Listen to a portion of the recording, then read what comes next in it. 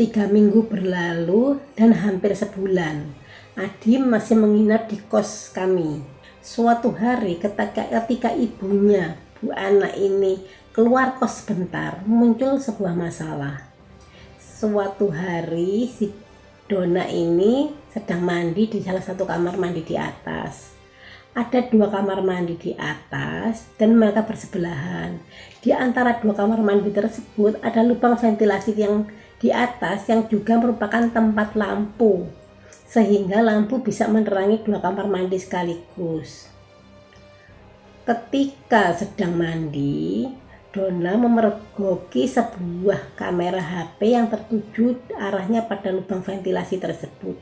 Dona kaget, langsung berpakaian dan langsung keluar kamar mandi dan memanggil saya, berteriak-teriak memanggil saya dia. Saya segera ke atas dan menanyakan apa yang terjadi. Ternyata si Adi memfoto Dona dengan yang sedang akan mandi ya, belum mandi jadi akan mandi lewat HP-nya. Jadi belum apa-apa, dia akan mandi. Saya pun langsung menggedor pintu kamar kos di mana si Adi bersembunyi. Saya teriak, "Keluar kamu!" Entah keberanian apa yang sudah merasuk pada diri saya. Saya yang orangnya sungkanan langsung bertindak agresif. Mungkin karena sudah kepepet dan tidak bisa lari kemana-mana. Adi pun membuka pintu. Dengan nada lantang saya meminta HP untuk menghapus foto-foto si Dona yang akan mandi, karena saya takut foto-foto tersebut disebarluaskan di internet. Setelah foto-foto itu dihapus semua, saya mengusir si Adi. Saat itu juga saya keluar dari tempat kami. Sudah saya betul-betul emosi. Maksud saya sudah berbuat baik, mengerti kondisi mereka, tapi kok mereka balasan seperti itu. Saya sudah nggak ada lagi rasa belas kasihan, sudah nggak ada. Saya keluarkan. Saya sangat kecewa ya, kebaikan saya terhadap Adi malah dibayar dengan cara seperti ini, malah membuat ulah kepada penghuni kos lain. Apalagi ini sudah berat sekali hitungannya, pelecehan seksual, meskipun itu secara digital. Ini pelajaran untuk saya agar tidak mudah memberi izin menginap di kos saya kepada orang yang tidak jelas. Semenjak saat itu, ventilasi di atas yang digunakan untuk memfoto kami tutup untuk mencegah kejadian sama. Jadi sekarang semuanya sudah aman, tidak ada lagi bisa peluang-peluang untuk seperti itu, karena semua sudah diantisipasi. Dan di tempat kami pun sudah ada CCTV-nya. Jadi CCTV tentunya di luar kamar ya. Kita cek itu di luar kamar. Jadi nggak bisa main-main sekarang sudah di tempat kami. Ini bukan untuk saya kepo atau apa, enggak, tapi ini untuk kebaikan anak-anak kos. Saya harus melindungi mereka. Saya melindungi hak-hak anak kos. Setelah Adi pergi, permasalahan belum selesai. Ibu dan saudara dari Adi, si Ani ini, anaknya, putrinya Ibu Ana ini, pada saat itu saya sudah berusaha untuk bijak memisahkan permasalahan antara Adi, Bu Ani dan Bu Ana. Meskipun Bu Ana dan Ani ini bertanggung jawab karena harus mempertanggungjawabkan karena membawa Adi ke kosan kami. Sebagaimana blunder, saya membolehkan hal tersebut. Kendati Adi membuat masalah dan saya usir, saya tidak serta-merta mengusir ibu dan anak dan putrinya. Meskipun mereka berkeluarga dan satu kamar, menurut saya kesalahan Adi adalah kesalahan dia secara personal, dan oleh karena itu dia sendiri yang harus menerima konsekuensinya. Namun ternyata sebagaimana si Adi, ibu dan putrinya ini juga diam-diam bikin masalah. Ibu dan putrinya ini bekerja, tapi mungkin pendapatan mereka tidak tetap. saya juga nggak ngerti. Melihat saya membuat produk wedang instan dalam kemasan dan donat kentang frozen, mereka meminta izin untuk menjualkan produk tersebut yang nantinya uang akan disetorkan ke saya. Saya mempersilahkan mereka untuk mengambil keuntungan berapapun dari harga dasar yang saya patok. Hal tersebut berlangsung selama 3 bulan. Produk saya yang mereka bawa selalu habis setiap harinya, tapi tidak sepeser uang pun yang saya terima.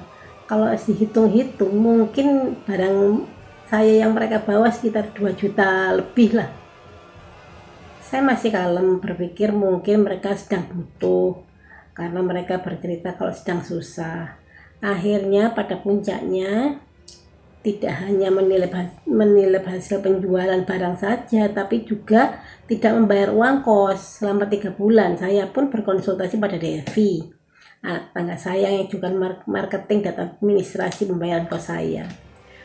Berbeda dengan saya yang lebih slowly dan nyantai, si Devi ini orangnya tegas. Akhirnya diputuskan bahwa ibu dan putrinya untuk dikeluarkan dari kos. Barang jualan saya senilai 2 juta lebih dan uang kos 3 bulan pun raib. Ini menjadi pelajaran bagi saya untuk tidak mudah baik dan kasihan sama orang. Saya ikhlaskan saja, tidak mau ribet, dan biar Tuhan yang membalas.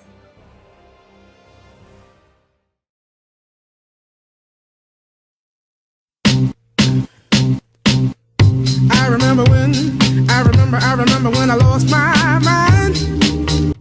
Setelah 3 tahun menjadi ibu kos dan bertemu dengan berbagai penghuni, mantan penghuni dan calon penghuni kos, saya merasa intuisi saya lebih terlatih. Apabila saya merasa sek dengan calon penghuni kos, saya tidak sungkan untuk menurunkan harga. Apabila saya kurang sek dengan calon penghuni kos, terkadang saya enggan menurunkan harga kos atau bahkan saya akan menaikkan harga kos. Lagi pula apalah arti ada penghuni kos tetapi membawa masalah, ya kan?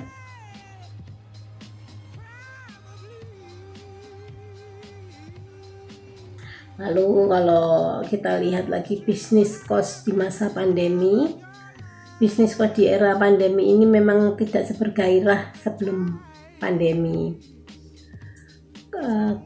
Ada karyawan yang jam kerjanya dikurangi, dalam sebulan hanya bekerja seminggu, 2 minggu, ada yang WFH, ada yang di PHK, sehingga banyak orang tidak memerlukan kos atau lebih memilih menetap bekerja di rumah. Strategi untuk masa pandemi antara lain ya harga kos yang fleksibel, dalam arti tawar-menawar diperbolehkan asal tidak keterlaluan. Kedua, kebijakan fleksibel, misalnya ada mahasiswa yang pulang kampung karena tidak ada tatap muka, dia tidak mau kehilangan kos-kosannya, jaga-jaga kalau tatap muka diadakan kembali, saya perbolehkan dia membayar setengah harga kos. Ada lagi misalnya saya memperbolehkan saudara atau keluarga menginap di kosan saya tanpa biaya tambahan asal meminta izin saya dan menyertakan identitas yang jelas seperti KTP dan KSK-nya. Ya, untuk saat ini kami pun juga menambah fasilitas untuk anak-anak kos ya. Ada tempat parkir mobil. Jadi kalau yang lalu-lalu kan anak-anak ini kalau kadang-kadang pakai bawa mobil, mereka ditaruh di jalan ya, di jalan tempat kami tinggal ya, tempat jalan rayanya.